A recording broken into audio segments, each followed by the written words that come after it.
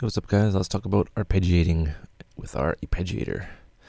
He doesn't afraid of anything. So let's init with an alpha of the Juno variety, and our arpeggiator is down here. So think of our arpeggiation or an arpeggiator as a MIDI effect.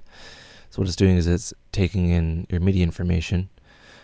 It could be one note or multiple notes, and it's arpeggiating them, moving them up and down automatically via a clock, and then outputting them to the synth. So the best way to kind of do that is to explain it. So this is a single note, not really doing much. When we turn on our arpeggiator, it restarts. Now that's kind of not really exciting. It restarts via a clock, which we'll do here. And it's just like the LFO, there's a multiplier. So this is an eighth, so we'll move it up to a 16th, because 16th notes are cool. Right? So it's kind of chugging along, and it's being controlled by it's being triggered, and it's triggering the amplifier envelope, which is cool. And and it's going in an up mode, but it's not actually going in an up mode because we haven't done anything yet. So right now it's arpeggiating, and it's staying in its octave. And arpeggiators, they work depending. If you're using one key, it moves up an octave. If you're using multiple keys, it goes between the keys, but then goes up octaves. So as you can tell, you can get some kind of interesting sounds doing it that way.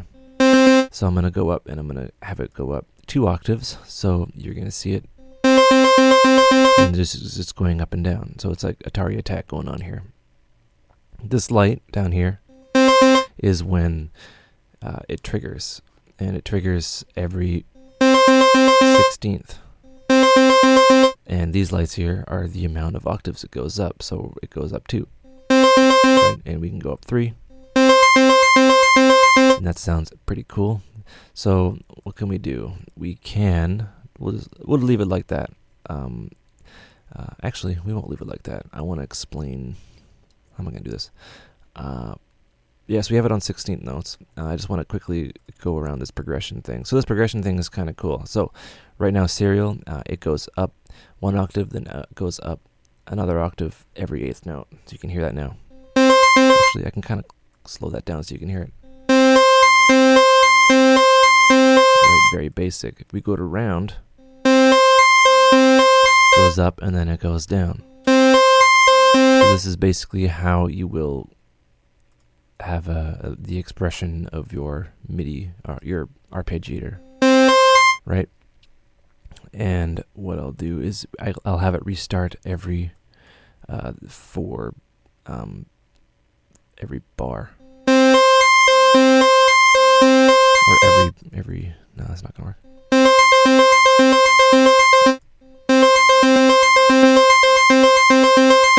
So we're having it re-trigger at the end of every 5th arpeggiation.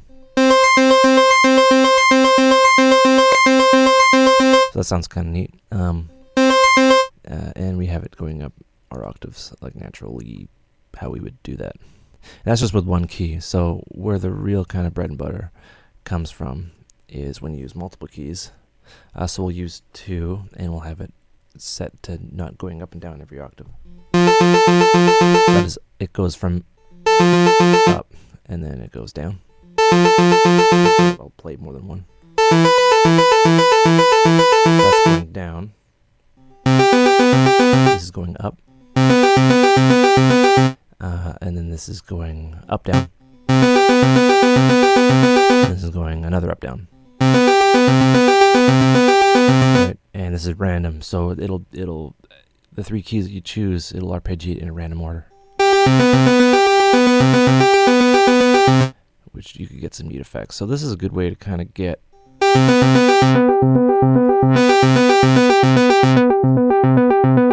some really kind of neat trancey vibes going on. And that is the arpeggiator. So what it is basically MIDI goes in. If you have this on, MIDI goes in through here, and it's clock through, and this will click at each clock, and you can multiply it and make sure. You can always double click. 100% is 100%, 1/16, and you can double that if you're crazy to 200.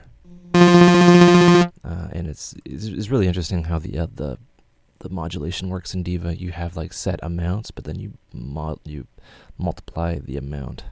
So you can get like super fast. So you can do 1/64, and that's kind of crazy. Or you can just stick to 1/16. You have swing.